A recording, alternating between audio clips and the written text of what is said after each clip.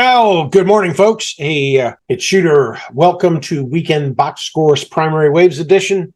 And we're going to get this out before the bell. Of course, at the end of this presentation, please do review our disclosures. Well, let's jump right into this. Both Amazon, Google, and Berkshire Hathaway are all toppy. So we may want to roll and sell some covered calls. I'm kind of mixed in this market, but my concept here is I think that the dust is behind us. I think with a light FOMC, like there's a very, like 93% chance at this point, the Fed does not hike. And I think that'll just give us a tailwind because that sort of gives us our shift that we've been looking for. But let's jump right into it. We covered the SPY just briefly in the Swing Trade Notes edition, but, in a nutshell, looking at the bigger picture here, we're looking for a breakout above that 480 where our resistance was at that 479.98. At some point, I really just with this look, how we're slendering here, it's just a matter of how long this next leg is. Realize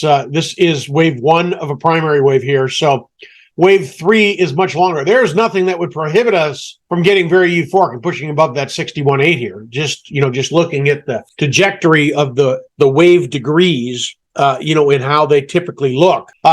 For example, this is wave three in this particular leg way the heck over here. And notice how much longer that is or how elongated that is versus what the count is suggesting here. So, we've had our decent retrace. So now we're building a base to start heading higher. It's just a matter of the money coming off the sidelines and recognizing that the Fed's done, I think, which will give us our catalyst. On top of that, the dollar's in our favor too. So, if the dollar turns lower at the same time, that could be the fuel on the fire for us. Now, Intel is now up above the breakout line. We're at the 23.6, so we now have confirmation of the breakout. So maybe that 41.83. I would not be surprised if that pushes either, because this is a very shallow push at this point. So we could increase our slope.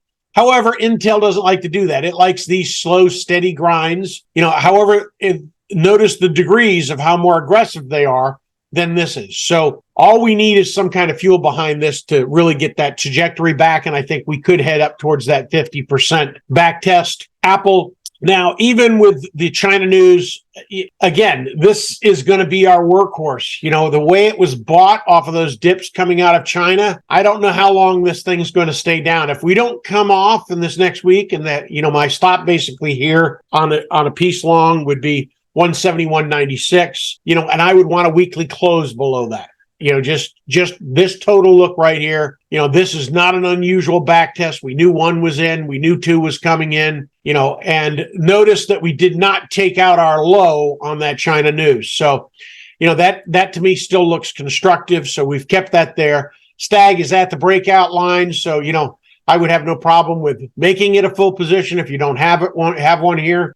Looking at shop, again, we're really looking for this breakout up here around that 79.64. So we still got a little room to there, still sort of digesting that spot. A little divergence in the RSI coming in here. We put in our sort of a high with RSI, and then this is a divergent high. So that's not unusual in an intermediate wave. So, I think shop is going to head higher. I think it starts recovering as the economy does a little bit. KKR is above the breakout line, now heading towards that 77. I think we pretty much have gotten the dust settled. So we brought that back in. IIPR is one of Kirk's favorite picks. I tend to agree with him. Has decent upside from here. We're at $88, shot at $200. I mean, it's like, yeah, I got to have a piece there. Stop a close below your trigger. Here again, let me go over the stops and what I look at stops on the primary wave setup. So the primary wave itself is your stop. If we get into a daily trigger, then it closes below the primary wave setup. Then that would be, I'd take 50% off and wait. Realize it's still a bottom. It's just we don't know if that third drive is going to come in because we got drive one, drive two. We always want to consider in our position that we may get a third drive. And then if that fails, it turns into a slow bleed is usually what happens. So we have a set number of out. So if we have, and we're above the breakout line, we got a full position on. So we close below the breakout line, and obviously I always suggest above the breakout line, tighten up your stop because that's when we like to back test the primary wave. So this spot might be a little choppy here in how we trade it, but the idea is to just continually test the waters. As my coach used to say, probing. We're in a trade. Now we're probing it to see how big of a position we want. We want to decide whether we want to add, et cetera, et cetera. And the format that I've designed in Primary Waves really is to help you scale into a position and limit your risk. So that really is the concept of using the prior triggers. So you have the breakout, the weekly trigger, the daily trigger, the 90-minute trigger. Most of the time, I'm not going below a 50% position unless it breaks below my primary wave setup. That's it. Just to look at, how I would look at each position with a primary wave setup. All right, Oxy's doing really well. I'd like it to be a little more euphoric here like Exxon, but we haven't gotten there yet. Actually, Exxon might have been a better call here, with the oil move, but hey, it's what it is. We're right at the breakout line, so full position. We're looking to get above $100 here at some point with Oxy. And a number of people have said it's undervalued. I don't know if that's because Berkshire has such a big chunk in it or not. I don't know. But, Prologis, we're in this flat, 70% of the time breaks to the upside. So, our breakout line, sorry, I don't have that marked again. 23.6 should be our breakout at 137.16. So decent spot higher. Maybe looking for 142 from there. That might take a little time. Now, NFE, I like the thesis on this. I like how it's built these mounds, but we got a lot of work to do right here. I mean, this is our old breakout.